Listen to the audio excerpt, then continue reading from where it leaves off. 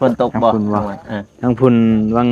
มือหล้างนี่ก็ตกคือกัน ตกคือกันบ่ เพราะว่าอันพายุเข้า แม่นบ่ถ้าฝนตกเบิ้มื้อไปท่านน่ะ คือกันนะ คือกันบ่ ทางเซปนนะ ฝนไปจะได้ฝนตกคือกันบ่ ต่างหลาย ต่างบ่ ต่าง ฮ้อนบ่ท่านพุ่น ๆฮ้อน ฮ้อน แม่ มาทางนี้หนาวเลยเด้ง ฝนตกก็ฮ้อนได้บ่กู ฮะ ฝนตกนี่ตกแล้วก็ฮ้อนคือเก่า ฮ้อนคือเก่า แม่ฝนตกหยุดก็ฮ้อนคือเก่า อ๋อเป็นจะได้เอาออกนี่ เอ้านะ โอ้ตามที่เบาเตียงเฮ็ดเฮือนมานี่ได้บ่ซำนี่แต่ละเทื่ออยู่พุ่นฮอดบ่หรือว่าใหญ่กว่านี้มีบ่ บ่แต่ว่ามันใหญ่คนละแบบนะบ่กู อ๋อ ตัวนี้แบบตัวนี้นี่เนาะ แม่นแต่ว่ามันก็ซ้ำนี่แหละใหญ่กว่านี้ก็มี ใหญ่กว่านี้ก็มี แม่นแต่เป็นเคลื่อนดินใหญ่กว่านี้ก็มี17 18ต้นก็มี อ๋อนี่ก็ใหญ่เติบแล้ว แม่ นี่ นนี่ก็ใหญ่ เบิ่งนี่มูใหญ่นึงนี่ถ้าตังหลวงแบบนี้เด้ขอปินหน้าไปพุ่น เพราะว่ามันจะส่วนลายก็เฮ็ดอยู่หุ่นน่ะสิเอาสองห้องนี้ไปตั้งทั้งนั้นเฮ็ดแบบยาวไปเลยแหม อ๋อ แต่มันก็คือทรงเฮือนดินนั่นแหละแต่ว่าเราเห็นเฮือนดิน เน น่ะ อะเห็น มันสิยาวจนรอดไปซั่นแหละ บัดเบิ่งในกล่องมันคือว่าน้อยๆได้บัดเบิ่งบ่จริงน่ะป้องใหญ่เป็นใหญ่เลยพุ่นน่ะโอ้มีห้องมีซับ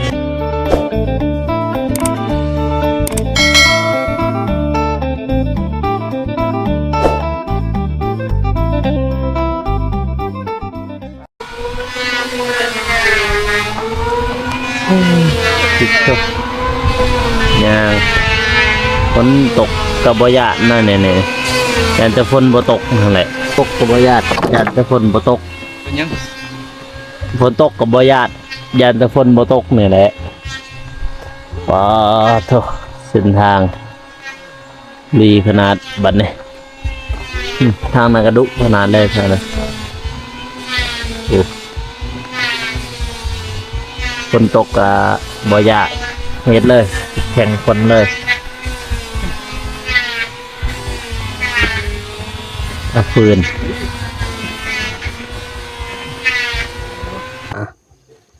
กราบทักทายสบายดีเด้อพ่อแม่พี่น้องเนาะบ่ว่าสิอยู่ภายใน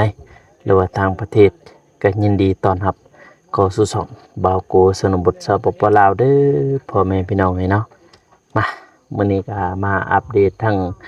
บ้านน้องซาลีคือเก่าพี่น้องเอ้ยป้าโต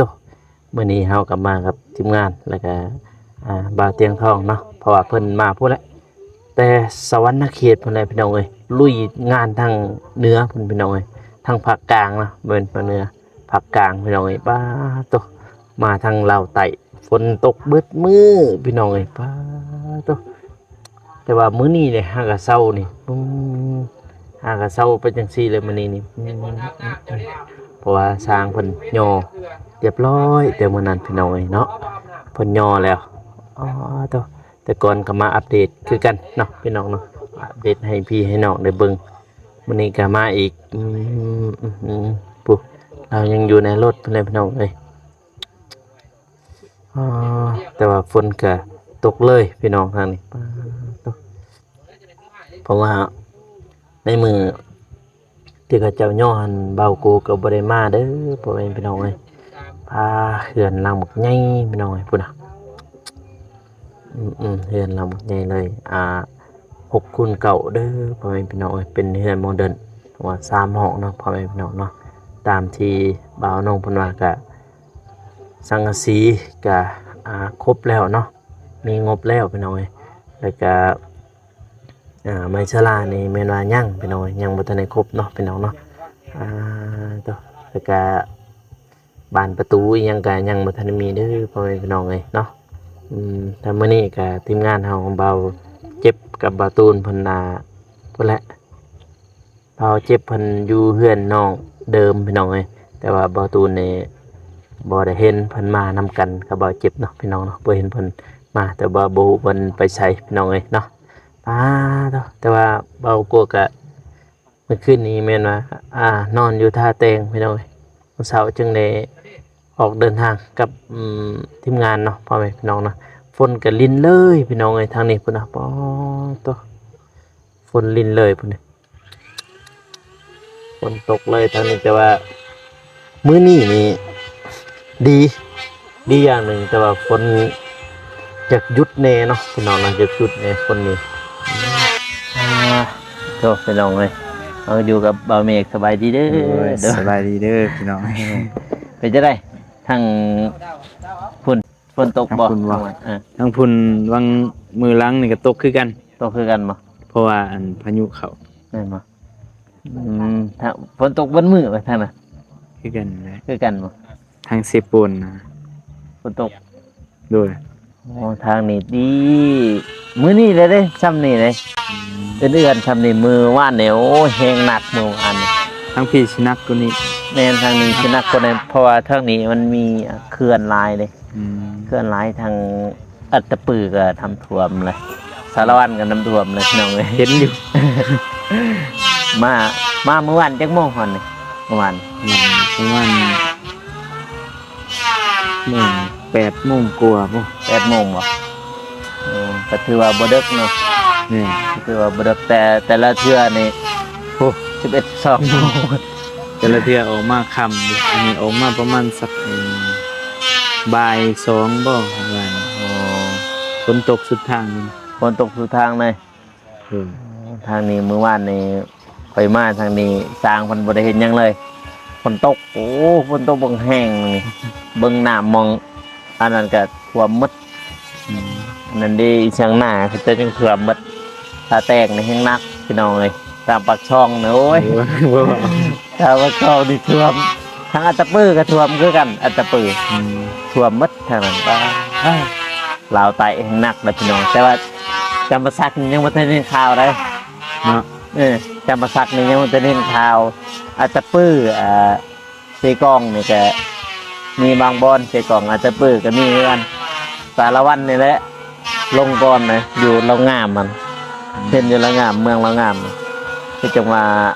นำท่วมอะไรอย่างนั้นทางพุ่นท่วมแล้วบ่ ทางคุณบ่ยังอยู่ทางคุณน่ะ ยังบ่ บ่ทันมีข่าวปานใด มันมี เพราะว่า ข่าว ฝนบ่ได้หลายนะ ก็คือจังหวะพายุเข้าตั้งแต่วันที่12ถึงวันที่15พุ่นบ่มื้อนี้ก็วันที่13ละยัง2มื้อพุ่นนะตามข่าวเพิ่นรายงานเด้ตามสภาพอากาศนะเห็นเขาเจ้ารายงาน ว่าแต่วันที่12วันที่15ฝนจะตกว่าพายุเข้าแต่เวียดนามพุ่นล่ะบ่ แม่ ก็ได้ยินแต่เวียดนามพุ่นน่ะแต่ว่าทางอัตตปือหั่นมันมีอันนั้นโรงงานบ่แม่นอีกอย่างน่ะเขื่อนอาเลื่อยเพราะมันติดกับประเทศเวียดนามเด้เขาปล่อยเขื่อนเบิ่งนะน้ำท่วมและอัตตปือ น้ำลายสกปรกเขื่อนเนาะ น้ำลายอัตตปือนี่แห้งร้ายแต่ว่าเขื่อน เรียบแคมอันแนะนำนี่เสียงน้ำท่วม เสียงขนาดยังฝนตกเบิดมือเบิดคืนเมื่อคืนกับฝนตกที่ตอนเช้าเนี่ยนะจึงหยุดตื่นมาเมื่อเช้าเนาะหากก็หยุดบัดนี้สิได้ลุยพ้นเลยนี่สิได้หนาวแล้วทางนี้ สิได้หนาวคู่มือแล้วทางนี้นี่คือพอไปเมื่อวานนี่ตอนในแข่งฝนนะ อืม ใส่พยางมาเลยแข่งฝนมาเลยเมื่อวานนี่ คัน ลุย บ่ ลุย แข่งก็บ่ได้เฮ็ดหยังเลยเนาะ แม่น มันบ่ได้อันแดดเลยนะ พอบ่มีแดดเด้ทางนี้ฝนลิ่นแบบนี้ตลอด มื้อนี้ก็เพิ่นเห็นแดด แม่นมื้อนี้ก็ยังว่าใครแน่เด้เขายังเฮ็ดเวียกได้กับสร้างเพิ่นนี่ยังเฮ็ดเวียกได้มื้อวานนี่บ่ได้เลยเมื่อวานฝนแห้งวานมายัง ซำนี้ก็ยังโอเคอยู่นี่เนาะ ซำนี้ยังโอเค ใส่ผ้ายางยังเห็น ได้ ได้ กรุบใส่พะยางโอเคเดี๋ยวเราไปทักทายทาง โดย แม่น้องซาลีก่อนอ๋อตึกเขาให้สร้างอีกมาอัปเดตข่าวสารนี่พี่น้องเอ้ยใส่ไม้เนี่ยเบิ่งมันเนี่ย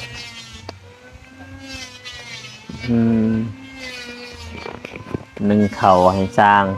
สบายดีกล่องแน่นี่ สบายดีเด้อบาวโกและเอฟซีทุกคนทางฝั่งไทยหรือว่าลาวทางประเทศก็ขอสวัสดีสบายดีเด้อทางผู้ใหญ่ใจบุญและเอฟซีทางในบ้านหรือว่าลาวไทยก็สวัสดีทางผู้ใหญ่ใจบุญเด้อ น้อยจะได้ช่วงนี้ฟันดีอยู่บ่ พันดีดีใจ อ๋อมือเขาเจ้าย่อกับเบากูว่าได้มาพี่น้องเอ้ยเสียใจบ่ บ่ได้เสียใจ เบากูก็บ่ได้มาพี่น้องเอ้ยมือเขาเจ้าย่อเฮือนย่อซ่านของเพิ่นเนาะพี่น้องเนาะเพราะว่ามื้อนั้นก็นี่คือฝนตกพี่น้องเอ้ยฝนตกแห้งทางนั้นทางบ้านเบากูฝนบ่หยุดบ่เศร้าอยู่ทางนี้ฝนตกอยู่บ่มื้อน่ะมื้อย่อ มือย่อหันตอนเสาร์บ่ได้ตกย่อแล้วก็เลยตก อ๋อก็หลายคนอยู่ที่เขาเจ้ามาซอย โดยสิไปคน อ๋อแบบห้าเขาเจ้าซื้อๆบ่หรือว่ากินข้าวกินน้ำนำกัน กินข้าวกินน้ำนำกัน กินคาบเช้าคาบแรงนำมาเลยว่ามีแต่กินตอนย่อ ตอนย่อหันเขาบ่ได้อยู่เขาย่อแล้วเขาก็ไป อ๋อ ตอนแรกกินข้าวมากิน เขากินอยู่หมองนี้เลยบ่ โดย หรือว่า กินอยู่นี่เลย เขากินอยู่หมองนี้เลยพี่น้องไงเนาะตอนแรงๆได้ยังให้เขาจะกิน ได้อันนั้นหมูซินหมูแบบว่าน้องซื้อมา8 โล 8 โล เลย ได้กินหมูพี่น้องเบากูกับบ่ได้มาทีมงานเฮาก็มาครบอยู่ที่มื้อน่ะบ่เจ็บก็มาบ่มื้อน่ะ มา บ่ มาแต่ตอนแรง ตอนเช้าเพิ่นบ่ได้มาบ่ โดย อ๋อตอนเช้าเบาตูนมาบ่หรือบ่ บาตูนก็บ่ได้มาตอนเช้ามีแต่บ่าวว่าน้อง มีแต่เบาน้องเนาะ เลย อ๋อแต่ว่าเบากูก็คือบ้านไกลพี่น้องเอ้ยเนาะเพราะว่าบ้านไกลก็ผู้อยู่ปากซองพุ่นมื้อนั้นก็เมื่อแน่เมื่อบ้านแน่เพราะว่าหลายมื้อนะบ่ได้เมื่อเพราะว่าดนๆเทื่อจึงได้เมื่อบ้านเพราะว่าคือเบากูก็นอนอยู่ท่าแตกแน่เมื่อใดมีงานอยากไปก็จึงว่าไปพี่น้องเอ้ยเพราะว่าอีกอย่างกับบ้านไกลพี่น้องเอ้ย2-3 มื้อนี่เบากูก็บ่ได้มาถ่ายทางนี้พี่น้องเอ้ยเพราะว่าไถนาเนาะเพราะว่าฮอดฤดูเฮ็ดไร่เฮ็ดนาเลยเด้ทางนี้ก็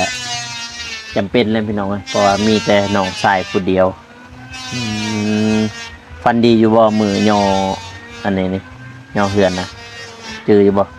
บ่จื้อคมพันธุ์เพราะว่าบ่ได้นอน บ่ได้นอน แจงเลย อยู่แจ้งเลย โดย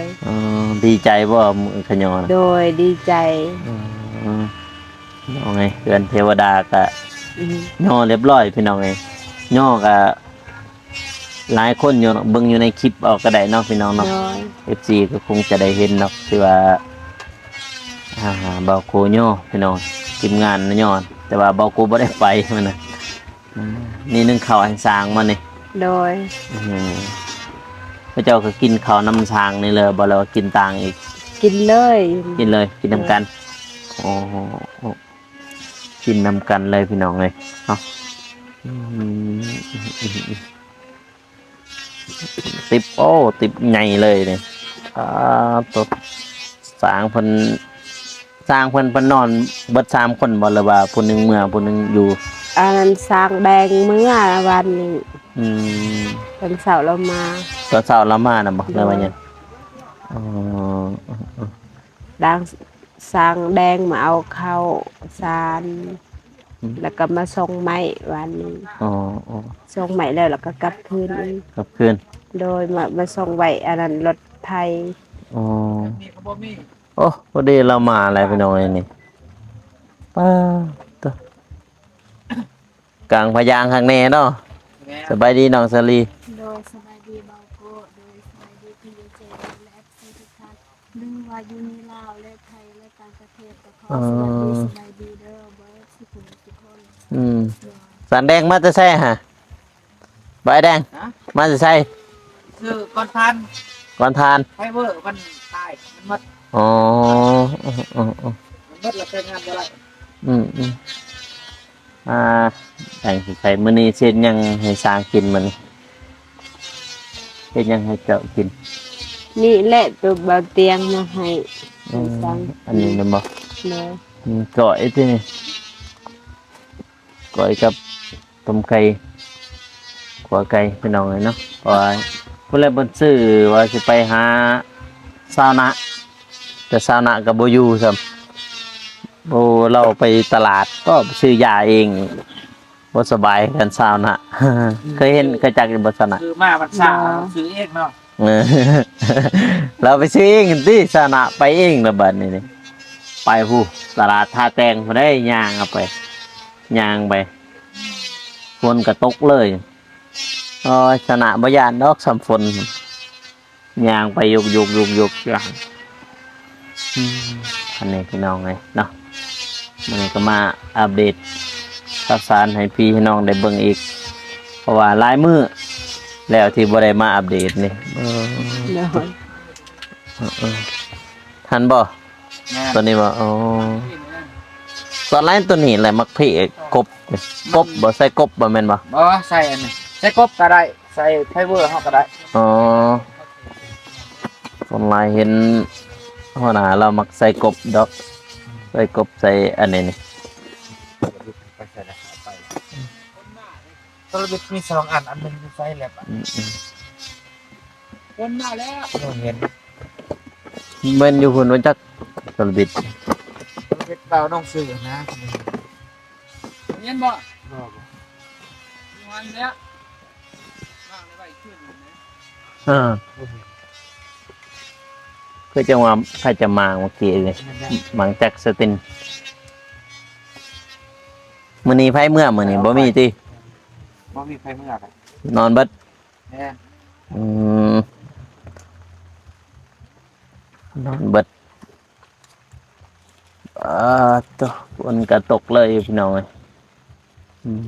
ใส่เบิ่งเขาวอันพ่อกินอยู่บ่ครับเบิ่งหั่นโอ้พี่นี่บ่สำนี่บ่ โดย เอาพวกไม่เท่าก็กินน้ำกันอยู่นี่บ่ มีเถากิน อยู่เฮือน อ๋อคือว่ากินอยู่ในบ่พอรักจำนั้น ขอน้อยเดียวพี่น้องเฮ้ยฝนนี่ก็ตกเลยอยู่ตกแบบบ่เศร้าอ่าสบายดีอีกครั้งน้องสาลี โดยสบายดีเบิร์ดสุขุสุคนเด้อหรือว่าอยู่ในลาวและไทยและต่างประเทศก็ขอสวัสดีสบายดีเด้อและมีใจบุญ บ่บ่เนาะ โดย ตุ๊กบัดนี้เขาเจ้าย่อแล้วได้เพื่อนนี่เศร้าแล้วบ่ไข่ฮะ เศร้าแล้ว เศร้าเลย โดย ได้กินยาอยู่บ่ เพื่อน ตอนนั้นน้องเพิ่นบ่สบายพี่น้อยเนาะที่ว่าเฮามาย่อตีนเซามือเขาเจ้าย่อเฮือนน้องก็มาอยู่ติ มา มาย่ออยู่บ่ บ้านพี่น้องทั้งพี่น้องและจุยาน้องมาเบิ่งซื่อ อ๋ออันนั้นน้องฮานน้องเกียวซีก็มาบ่มือเขาเจ้าย่อเฮือน ๆมา อ๋อเพิ่นก็มาซอยเนาะ โดย เพราะว่าหมู่เพิ่นเนาะพี่น้องถึงว่าหมู่ก็แม่นพี่น้องก็แม่นเนาะ โดย คนอยู่ในบ้านนี่แหละพี่น้องเอ้ยเป็นหมู่น้องซาลีพี่น้องเนาะเพราะว่าเขาเจ้าก็มาย่อเพื่อนย่อซ่าน เอาผ้าให้ เพื่อนซ่านเทวดาพี่น้องโอ้คนก็บ่เศร้าเลยไอ้ช่างเอ้ย จักแบบนี้เลย แต่คือได้บ่ได้พุ่นน่ะหมอกก็ลงมาอีกแล้วพี่น้องเอ้ยหมอกก็ลังมาอยู่มื้ออื่นก็สังกะสีมื้ออื่นเขาน่าจะมุ่งแล้วได้มื้ออื่นเนี่ยนะ โดย ข้าวเดียวได้สร้างพันอันนี้พันเห็ดเพราะว่าบ่แม่นว่าข้าวเดียวดอกพี่น้อยตามงบประมาณเขาเนาะพี่น้องเนาะตามงบประมาณของทีมงานเนาะ โด ว่าย ทีมงานเขามีงบประมาณสำใดแต่สีเฮ็ดสำนั้นพี่น้องก็น้องไปเบิ่งอยู่บ่หมากไผ่อยู่บ่นะบ่อนเฮาเก็บมื้อนะหั่นหมากไผ่บ่อนอ้ายทายนี่ชื่อบ่ชื่อบ่ ได้เด้อ หมักไผ่ยืนน่าจะใหญ่เลยได้มองห้วยอันนี้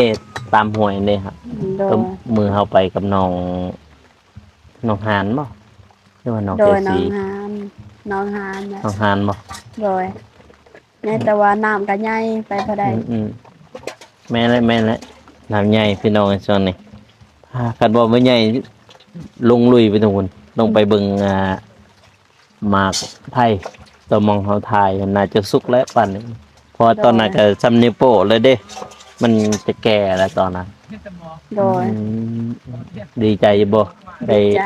บ้านเทวดาดีใจบ่ ดีใจแห้ง อืมดีใจอยังแฮงเนาะ โดย ได้นอนอยู่บ่มื้อนั้นมื้อเขาเจ้านอนนอนอยู่บ่ น้องนอนแต่ว่าพวกแม่กินอยู่นี่ อ๋อ กินพร้อม เขาเจ้า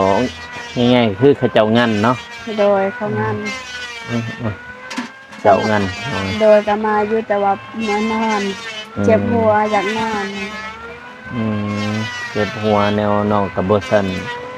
ได้เศร้าในช่วงนั้นพี่น้อยเพราะว่าเพิ่นก็บ่สบายพี่น้องเนาะเพราะว่า หลังจากที่พระเจ้าโยหันนองจึงสบายเนี่ยพี่น้องเอ้ยตัวอย่าเฮ็ดเวียกหนักเด้อยินบ่ โด เพราะว่าย โตบึงตอนนี้ก็น้องก็ยังไปว่าหน้าเรื่องอยู่เด้หน้าเจ้าเรื่องอยู่ โดย สงสัยเลือดบ่พอท่านต้องได้ส่งน้ำเกลืออีกเด้อนี่เพราะว่าบึงหน้าน้องยังเรื่องอยู่เฮ็ดเวียกอย่าเฮ็ดเวียกหนักช่วงนี้เฮ็ดอีหยังเนี่ยช่วงนี้ตามเรื่องนี้นี่ ก็สวยสร้างก็ได้เป็น ยังสวยสร้าง โดยก็ได้จับเป็นมันจับได้ก็สวยสร้างอยู่ โอ้ยังสวยสร้างพี่น้อยตัวใดเพิ่นเฮ็ดได้ก็เฮ็ดเนาะ โดย เพราะว่าแต่มือเขาเจ้านอนนี่พวกน้องก็บ่ได้มานอนแล้วตีอยู่นี่มีแต่พวกไอ้ทางมานอนเนาะ โดยมันจะสร้าง สร้างมานอนมีแต่พวกน้องเฮ็ดแนวอยู่แนวกินให้สร้างเนาะ โดย ซื้ออยู่บ่มีให้สร้างกิน ซื้อ เออตอนแรงตอนเช้าก็ หู เฮ็ดต้มมีกระเจาะก็ได้ตอนเที่ยงนี้เพิ่งเฮ็ดแนวกินให้กระเจาะเพราะว่าเขาจะเฮ็ดเวียกเมื่อยเด้ โดย ตอนแรงก็เฮ็ดแนวกินหั่นแหละแบบนั้นคือเพื่อนน้องเดิมเพิ่นเอามีเอาปลากระป๋องเอาผักเอาหญ้าเนี่ยตามมีหั่นแหละเนาะ โดย มาเขาเจ้าก็บ่มีแล้วเด้หน้าบ่มีผักนอกแล้วเด้เอาบ่ได้ไปหาแล้วเด้บัดนี้ปกกูดสิบ่ปงแล้วบ่มัน น้ำใหญ่ หน้ามันใหญ่เนาะ โดย อ๋อสวยเขา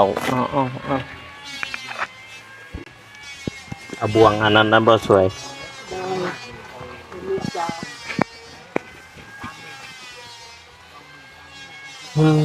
เอาบวงอันนี้เอาพี่น้องเลย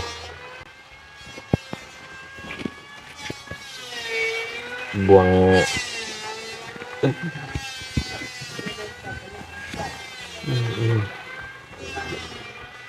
เศร้าแล้วบ่ปลูกหัวซิงไข่น้องบ่ได้ปลูกบ่ตามเข็มหัวเบิ่งน่ะโอ้สวยเขาพี่น้องเลยแบบสวยแบบบ้านๆเขาเลย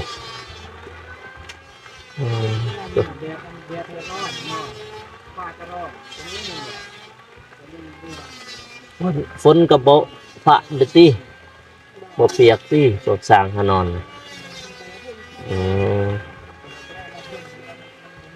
พอเท่าเราไม่ใช่พอเท่าจะเมื่อแล้วบ่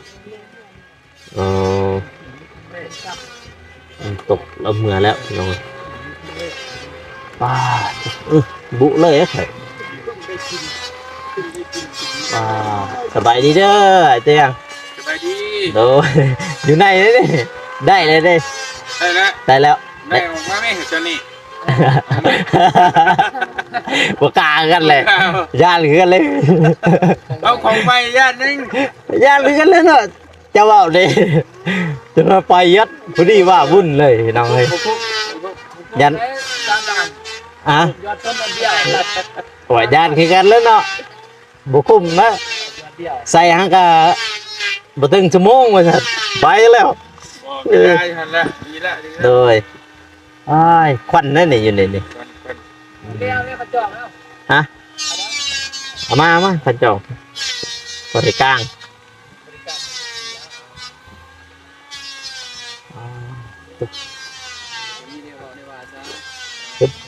ขอบใจ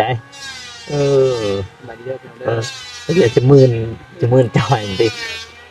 อยู่สูงนะแล้วบัดนี่เป็นจะได้ทางนี่ท ทางพุ่นไปจะได้ฝนตกคือกันบ่ ต่างหลาย ต่างบ่ ต่าง ฮ้อนบ่ทางพุ่น ๆฮ้อน ฮ้อน แม่ มาทางนี้หนาวเลยเด้ง ฝนตกก็ฮ้อนได้บ่กู ฮะ ฝนตกนี่ตกแล้วก็ฮ้อนคือเก่า ฮ้อนคือเก่า แม่ฝนตกหยุดก็ฮ้อนคือเก่า อ๋อไปจะได้เอาออกเลย เอานะ โอ้ แต่ว่านี่พักบ่มีดอกหมอกหมึกเว้ยนี่บ่มี บ่มีบ่ บ่มีเอ้ยชาลูกเห็ดอยู่มัดปีเนาะก็บ่ว่าบ่มีเลยก็นี่บ่ถึงแต่ยามหนาวน่ะมีนี่ตื่นแต่เช้าวันนี้นี่ยามหนาวไร อ๋อ เบ็ดหันก็ตัดขึ้นเลย บ่มีหมอกเลยทางนั้น โอ้ยมีแต่แดดทั้งที่ ต่างเนาะผ่าอากาศทางบ้านเฮานี่ต่างแห้ง เด้ระวังตะเลินหุ่นเด้ อืม เฮ็ดช็อตนะบ่กู นี่มันนั่นบ่าวนุ่งไปเช็ดสดบ่อย่าท่านแต่ฮู้ว่าท่านยังเป็นรัดเด้อดิ ลงตะลูดลงก็เต็มมันน่ะ ยางไปยังมาหมดเลยโตพุ่ง เฮ็ดช็อตก็กุ้มพาไปห้องหมอใคร ตอนไหนอันไหนเนี่ยเบิ่งให้ถ่ายคลิปจะไปท้ายแบบนี้ อันนั้นก็หมายว่าจะเฮ็ดช็อตก็พอได้เงินยาสักยาไปห้องหมอไปให้ใคร อร่อยปะนี่มาลอย แปลว่า แต่ตะกินมีใจเลย บ่คุ้มฮอดกันตาบ่หมอไว้ มันไม่ได้ตะกินแล้ว บ่มีแอนตาซินเด้ได้เองนี่อ๋อเพื่อนเทวดาสมซื่อดิ ธรรมดา สมซื่อถือ แน่นอน แบบว่าเลี้ยวไปทางลุ่มโอ้ยเห็นแต่หน้าครับ เลยเนาะ ฝนกะลังมาเลย ร้อยดี เป็นที่เราอีมานโอเค ส้มบริบานนี่ดิเรื่องอีมาน ใหญ่ครับใหญ่แฮงตามที่เบาเตียงเฮ็ดเฮือนมานี่ได้บ่ซำนี่แต่ละเทื่ออยู่พุ่นฮอดบ่หรือว่าใหญ่กว่านี้มีบ่ บ่แต่ว่ามันใหญ่คนละแบบนะบ่กู อ๋อ ตัวนี้แบบตัวนี้นี่เนาะ แม่นแต่ว่ามันก็ซ้ำนี่แหละใหญ่กว่านี้ก็มี ใหญ่กว่านี้ก็มี แม่นแต่เป็นเครื่องดินใหญ่กว่านี้ก็17 18ต้นก็มี อ๋อนี่ก็ใหญ่เติบเลย แม่ นี่ นนี่ก็ใหญ่ เบิ่งนี่มูใหญ่นี่ถ้าตังหลวงแบบนี้เด้ขอปีหน้าไปพุ่น เพราะว่ามันจะส่วนหลายก็เฮ็ดอยู่หุ่นน่ะสิเอาสองห้องนี้ไปตั้งทั้งนั้นเฮ็ดแบบยาวไปเลยแหม อ๋อ แต่มันก็คือทรงเครื่องดินนั่นแหละแต่ว่าเราเห็นเครื่องดิน เน น่ะ อะเห็น มันสิยาวจนรอดไปซั่นแหละอาจจะเฮ็ดออกมาที่ยังมันบ่ ตัวนี้อันขั้นเอาแล้วเนี่ย พอดีกัน3ห้องพอดีเลย กันเอา3ห้อง ของเจ้าห้องนึง มาไปก่อนนะ สเจลกับโกสลีหัว ซาลีหัวอะไรทางลุง หัวยิ้มเปื่อย ได้พอบ่ ๆ ในบ้านใหม่เลยกำลังใหม่เลยป้าจ้ะเพื่อนมันก็ใหญ่ดีใหญ่กว่าน้องซาลีใหญ่กว่าเพื่อนน้องเดิมหลายเท่าเลย ใหญ่อยู่ควรน้องเนาะ เพื่อนน้องเดิม6x6เนาะแม่น5x6เนาะ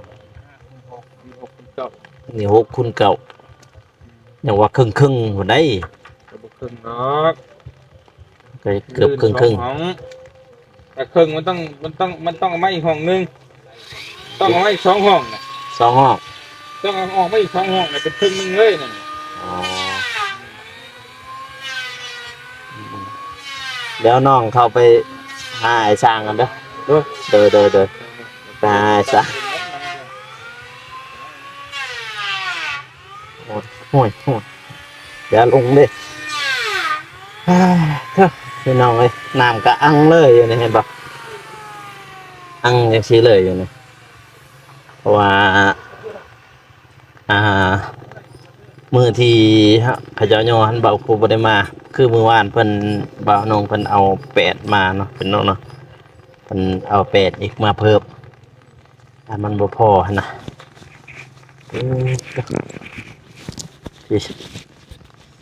เบิ่งไอ้สร้างเพิ่น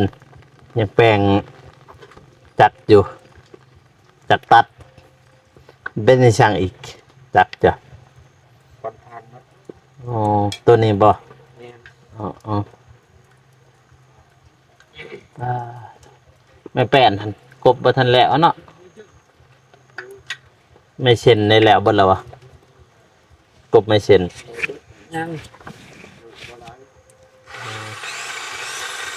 อึ๊บใบการมันไปกบหน่อยคือจะมุงเอาผ้าบัดมามุงแบบนี้ครับพอได้กบเมื่อวานนี่บ่ได้เฮ็ดแล้วเนาะเมื่อวานนี่เนาะฝนตกมาเมื่อวานนี่บ่เห็นไผเลยเมื่อวานค่อยมาว่านนี่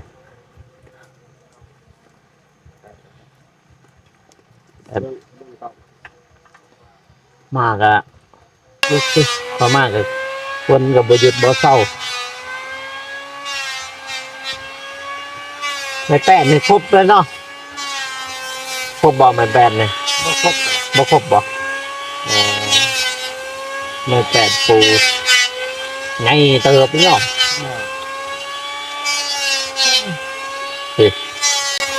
บัดเบิ่งในกล่องมันคือว่าน้อยๆได้บัดเบิ่งตัวจริงน่ะโอ้ใหญ่เป็นใหญ่เลยเห็นบ่โอ้มีห้องมี3ห้องพี่น้องเอ้ย3ห้อง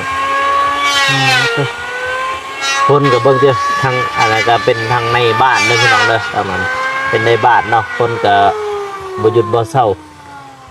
ตกเลยอยู่ลิ้นเลยอยู่ฝนนี่ก็ได้เพราะ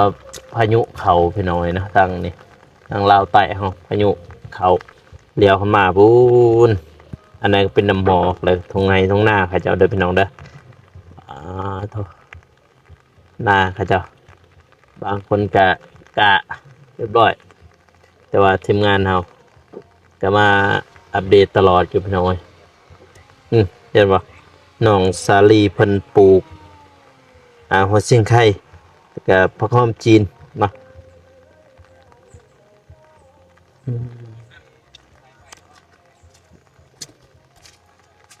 ทางในบ้านก็เสียงเพลงเลยเนาะ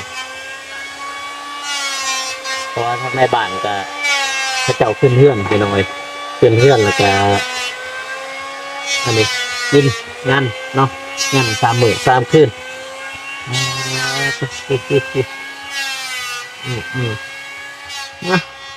คลิปนี้ก็บ่าวโกก็สิจบไปเพียงเท่านี้เด้อพ่อแม่พี่น้องเอ้ยเนาะก็อย่าลืมฝากกดไลค์กดติดตามเนาะเพื่อเป็นกำลังใจให้บ่าวโกนะเด้อพ่อแม่พี่น้องเอ้ยเนาะจบคลิปจังไดล่ะบัดนี้ จบคลิปก็บ่เป็นพี่น้องเนาะพอฝนก็ลิ้นเลยอยู่พี่น้องในทางนี้ลิ้นเลยอยู่มาคลิปนี้ก็บ่าวโกก็สิจบไปเพียงเท่านี้เด้อพ่อแม่พี่น้องเนาะก็อย่าลืมฝากกดไลค์กดติดตามเพื่อเป็นกำลังใจให้บ่าวโกแล้วก็ทีมงานแล้วก็น้องซาลีเนาะพ่อแม่พี่น้องเนาะสำหรับคลิปนี้ขอกล่าวคำว่าสบายดีพี่น้องเอ้ยแล้วเจอกัน EP หน้าเนาะบ๊ายบาย